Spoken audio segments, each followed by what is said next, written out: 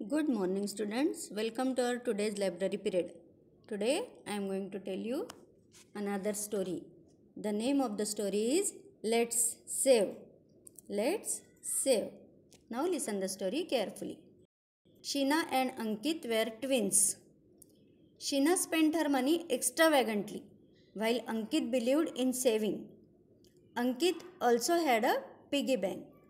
शीना आणि अंकित दोघंजण ट्विन्स होते म्हणजे जुळे बहीण भाऊ होते.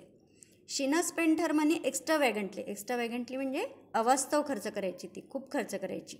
शीना जी होती त्यापैकी ती आपले पैसे खूप खर्च करायची. While Ankit believed in saving, Ankit जो होता तो सेविंगवर विश्वास ठेवायचा, तो आपले पैसे सेव्ह करायचा. Ankit also had a piggy bank होती त्याच्याकडे, त्याच्यात तो आपले पैसे सेव्ह करायचा. Ankit had tried many a time to explain to his sister about the importance of saving, but in vain. अंकितला खूपदा वाटायचं की आपली बहीण खूप अवास्तव खर्च करते, एक्स्ट्रावॅगंटली म्हणजे अवास्तव खर्च करते. तर तो तिला खूप समजवायचा की असे सारखे पैसे खर्च नको करू, वाचवून ठेव पैसे. पण ती ऐकायची नाही.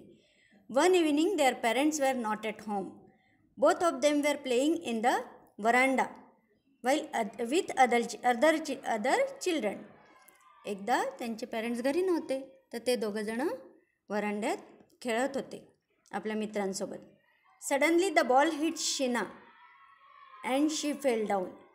हर head struck the floor and she started bleeding. अचानक काय झालं, एक बॉल शीनाच्या डोक्याला लागला आणि ती खाली पडली. खाली पडल्यामुळे हेड स्ट्रक द फ्लोअर, तिचं जे डोकं होतं ते फरशीवर आपटलं आणि तिच्या डोक्यातनं रक्त यायला लागलं. Ankit immediately took her to a doctor. The doctor inspected Sheena and said that it was an bad injury and it need some stitches.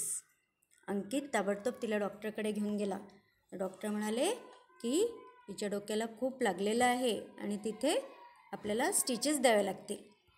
He left Sheena there with the doctor and came home to collect some money from his piggy bank and went back to the doctor.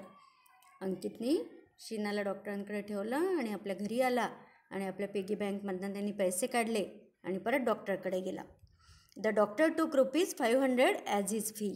डॉक्टरनी ₹500 fees घेतली त्याच्याकडनं, अंकितकडनं.